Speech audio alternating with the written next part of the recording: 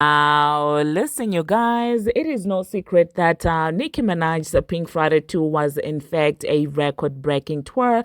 Now, whilst we're out here celebrating for the success of the tour, Nicki Minaj seems to be overwhelmed with emotion. And we're also going to be talking about the few words that she had to say. And at the same time, touring data was so quick with the stats. And so people are questioning, where are Bongo 2 stats? Because 2 months later, there is nothing to be seen. Now, we're also going to be talking about Rihanna and people speculating that she is married. She's secretly married after a recent interview. And at the same time, Angel Reese is becoming a mean girl. And I don't know what exactly is going on with that girl. We're going to be talking about that. Miss Red was also out there, basically thanking Nicki Minaj together with 50 Cent. And we're also going to be discussing about what Bow Wow had to say about the Didla. Now, these are some of the things that we are going to be talking about in this video. Hello, tea lovers, and welcome to the tea blog. I trust you guys are doing well, and I trust you are doing great. Personally, I am doing great, you guys. I am doing extremely amazing. And without further ado, let us dive straight into today's tea. So first of all, let us talk about Nicki Minaj and the Pink Friday 2 tour. Now, you guys know that all over the streets, of course, for those blogs that do care to post anything positive about Nicki Minaj, because I also want you to check out, there are certain blogs that are quick to repost Nicki Minaj's, seemingly controversial tweets. But when it comes to those blogs are crickets on the gram there. Okay, so when we talk about narratives and agendas being pushed, you guys like to gaslight us and say that, well, it's all in our heads or it's nothing like that. But do you see how those people are moving? Crickets, literally, when it comes to the Pink Friday 2 tour and the stats. Okay, but anyway, amidst all the celebrations, it seems like 50 Cent decided to take to his platforms to thank Nicki Minaj for Gag City, because you guys do know that, well, for the last show of Gag City in Queens, he was there and he practically held Nicki Minaj down. Now, 50, when it comes to making these videos, he made such a cute video about, his last, performance at Gag City and said, at Nicki Minaj ain't no joke, she's out here doing it big. Southside, you know the vibes, okay? And that video, when I tell you it was well edited, I'm sure it's one of those people who produce power. Who make these promotional videos for him. So yeah, Nicki Minaj decided to respond to that with a couple of stills, a couple of pictures that were taken at Gag City. And one picture, it was Kenneth and 50 Cent. Honestly, I feel like there is mutual respect between those two, and I love to see that. Now, another person who also decided to thank Nicki Minaj was none other than Miss Red. She said, thank you so much for bringing me out at Nicki Minaj. And Nicki Minaj responded to Miss Red and said, superstar. Okay, now that being said, when it comes to words about her concluding the Pink Friday 2 tour so far, this is what she managed to say, and that was before she did the performance at Queens. Live Nation posted and said, one last trip to Gag City tonight to celebrate the one, the only, the record-breaking Queen of Queens. Gag City is coming home for its final stop. Congrats, and we'll see you later. At Nicki Minaj. And Nicki said, read that second billboard, Barbz, wow, we did it. Emotional, to say the least. I love you all so much. Every single person who came out from our very first show, every country, my incredible team. Thank you, Live Nation, Republic, Bravado, every artist who came out, every venue. So the second billboard that she was talking about, it read, in 8 months, the Pink Friday 2 World Tour has visited 16 countries, 26 states, sold out 50 shows, welcomed over 785,000 fans, and became the highest selling female rap tour of all time. Congratulations and welcome. And this is what she was referring to. And when I saw Live Nation getting also props, I was like, oh my God. One thing about Nicki is she will cuss you out when it's necessary, but when it's time to give you your flowers, she will also do the same, okay? So after the performance, you guys, it seems like she really was overwhelmed with emotions. She didn't have a lot of words to say, and she just tweeted sad. That's what she tweeted. And so, yeah, people were like, oh my goodness, what's happening? And then somebody said, all day I've been waiting, y'all been waiting on a long paragraph from Nicki, and she gave y'all 3 letters. Boy, I love being a sag. Because why do we always have to do the opposite of what we know people want? And Nicki responded to that and said, usually I do the opposite to get on the Barbz nerves, but this time it's because I'm overwhelmed with so many emotions. So much I want to say, so many people to thank, so much to still post.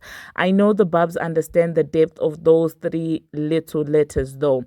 And I guess this is just said for her because throughout this time she was interacting with the fans, she was outside and things like that. So at the end of something is always bittersweet. There's that happiness that, oh my God, I really did that, but there's also that sadness, you guys, that, oh my God, I've been interacting with my fans like this is really the end. So yeah, I do understand they're feeling this way, because I mean, I know the feeling of, for example, you really have been preparing for an exam or something, an interview or something of that sort, and when you finally do it, even if you do pass, your excitement may not be there, and people are like, okay, what's happening? It's like an overwhelming you have overwhelming emotions and you just don't know how to act. It's oftentimes when I like be sitting after an exam and people are like, did you fail? And I'm like, no, I passed. And like, why are you not happy? And I'm like, I'm happy, I'm confused, because at the same time you're feeling like a burden has been taken off. But if you're somebody who's addicted to studying, you may feel like, oh my God, what am I going to do with myself now that I no longer have this thing to work towards and things like that. So I understand her emotions. I do feel like in due time she will really write a pen, a letter or something to thank everyone and to express exactly what this era means for her. Now, still speaking about the same queen, you guys, I don't know how I didn't talk about this, but let us talk about this entire Vogue event where she is going to be a speaker. Now, it is actually being reported that Nicki Minaj is going to be in the building for Vogue's Force of Fashion, a day filled with interactive panels and networking discussions along with A-list speakers, immersive fashion experience, and more. And it seems like those tickets are already sold out, and at the same time, you guys, Nicki is going to be speaking alongside the likes of Anna Wintour, and honestly, this era has just been amazing. If this isn't a flex, I don't know what is. For me, Nicki doing fashion effortlessly like this, it's kind of interesting to watch, you guys. She shared this on her own Instagram story and said, Barbz, I'm so honored to share this with you guys. Thank you, Vogue. Thank you to the Queen Anna. Love you, Sergio and Joe. Okay, when I see her effortlessly flexing like that, it's very hilarious for me, because when it comes to the fashion thing, Nicki has never tried to make it the center of her everything. She does it so effortlessly, and then she goes back in a lane, which is basically rapping, and she does it so well. And so for me, it's it's hilarious to us, because we know there's a certain female rapper who likes to say, nobody's touching me in fashion. I'm the best thing that's ever, happened to fashion. Or I sit next to Anna Wintour, or this and that. Well, the difference is you get to pay for seats close to Anna Wintour, and this one gets to talk, okay, at events that Anna Wintour talks. Okay, that's the difference. And I love how she never really comes out and says that, well, nobody's touching me in fashion as a female rapper. And that's how you know that the transformer stays on Twitter, because, Twitter people can really, gas you up. And so everything that she say, oh my God, you can't touch me in fashion. That's what the fans say on Twitter. And she runs around with it. And I mean, after all the theatrics that she did, literally dropping a baby today, and then tomorrow you're running to Paris and things like that, you would expect that she would get invited to speak at fashion events, since she claims that she's the best person to ever be fashionable in as far as female rappers are concerned. She's this iconic figure in fashion and things like that. I mean, after the hair that she did, the least that you could do is invite her Anna Wintour. Like, what is your problem? And that just goes to show you that all these other things that she does, oh, I'm running this, I'm running that, that happens when Nicki Minaj is not in sight. We saw what happened at Met Gala when Nicki Minaj decided to show up It was a mess, okay? And Nicki came out and did her thing, and everybody was gushing over her dress, and she was spiraling. Oh my God, my dress, I was supposed to wear this dress, blah blah blah, trying to correct everything, forgetting designer names. It was a mess, you guys. And so I believe that this is why she waits for Nicki Minaj to not be in the picture, because that's the only way that she can seem to be the superior one, which is exactly why there is no album announcement until Nicki Minaj goes to that hiatus that she spoke about. Now, speaking about Nicki Minaj and touring data, everybody is questioning why touring data was so quick with the Nicki Minaj stats, but when it comes to the Bongo 2 stats, they are nowhere to be found. Okay, you guys do know that it's been 2 months and we've not heard anything about how much that tour tried to gross and things like that. And personally, I do feel like that's what happens when you don't do things according to your own timing, according to your own season. When you try to live through another person's season, this is what happens. Nicki dropped an album. Oh, I'm gonna drop one too. Nicki is going on tour for an album. Oh, I'm gonna do that too. Nicki hosts the VMAs. Oh, I'm gonna host the VMAs too. So that's exactly what happens. That tour was a waste of time, a waste of money, especially if allegedly they were giving people tickets for free. That was that was literally a loss. I don't know why they were doing that. They could have channeled that money into doing better things than that. So let me know, you guys, do you think we're ever going to see Bongo 2 stats when it comes to her tour? Now, the next thing that we are going to be talking about, we're going to talk about Cousin Sloth. So Cousin Sloth's predictions are looking really good. I'm not going to lie. It seems like her album is doing well for somebody, of her popularity, for somebody of her talent. It's not too bad. So it is being reported that her album Glorious is expected to debut with between 57 to 75 million on-demand streams in the US first week and 45 to 58,000 sales. Now, let us talk about how this is looking for Bongo 2. You remember when Cousin Sloth joined Bongo 2 on tour, we were all saying that it seems like Cousin Sloth is the one who's actually pulling the crowd. She is the crowd puller in this entire situation. And you guys thought that, well, we're delusional. But what do you see when you look at these numbers? Because if Cousin Sloth debuts with 58,000 units, and we all know Bongo 2 did 64K, what does that tell you about where Cousin Sloth is? And we all know that Cousin Sloth sales that are coming in, there is no botation or anything like that, no bots involved, nothing, just people enjoying her music. But on the other hand, we all know that, well, there was some influence of the bots, as it pertains to Bongo 2's album. So what that tells you is probably organically Bongo 2 did 50 or 40 even, and Cousin Sloth is coming through doing 58K. Honestly speaking, it's not looking good for Bongo 2, because if you can't even surpass, if you can't even beat, newbies like Cousin Sloth, what makes you think that your competition is Nicki Minaj? This is the delusion that we talk about.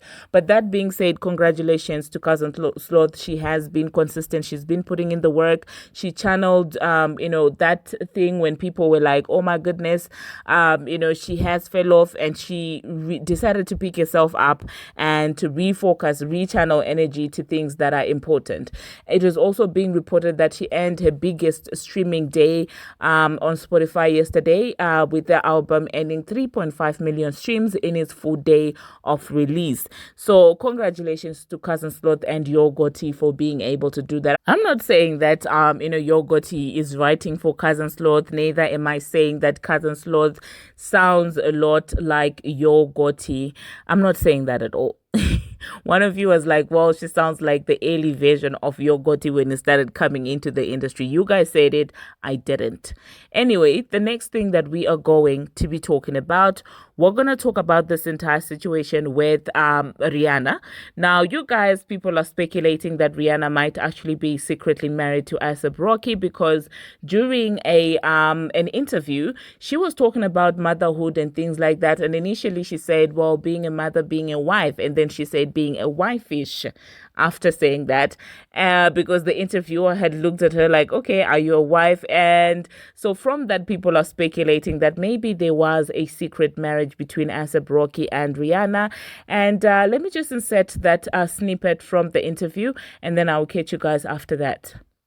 Do some following with the kids and stuff? Hello, I have kids now. I built up the nerve to do trick-or-treating at strangers' houses. Hold on. Are you literally knocking on doors? Like you are knocking on doors with Riot and are you serious? I'm doing the whole thing. I'm actually going to learn to bake cookies because I want to make ghost cookies. If I get through that, I feel like I won for October. Watching you in motherhood is just amazing, but I will. It's motherhood, wife-ish hood. And just being a homebody. I love it. I love to be a homemaker. I have a lot of women in my home right now, and I just like to be exciting and celebrate things. I'm trying to build new traditions for our little family that we built. What you gonna do? You gonna do some following with the kids and stuff? Hello, I have kids now. I built up the nerve to do trick-or-treating at strangers' houses. Well, there you heard that, you guys. Now, personally, I do feel like they could have been secretly married, because when you looked at the way that she comfortably said wife and then corrected it, I'm buying into the narrative that maybe the two of them got married, in my own opinion, okay? Because there is no way that you can mistakenly call yourself a wife when you're not a wife. That's not a thing. That's not a thing. Let me know what you think about that in the comment section. And do you think that that is a smart move, or maybe there was a prenup involved? Because listen, these men... Ask Wendy Williams. The next thing that we are going to be talking about, we're going to talk about Angel Reese. Now, when it comes to this girl, I don't know who's out there calling her Sid the Sloth. I didn't call her that. But it seems like she has decided to paint herself as a mean girl. I don't know what this rebranding she's doing is meant to achieve. You guys know that the viral interview, of Kayla Nicole speaking down on Tiana Taylor was conducted on her podcast.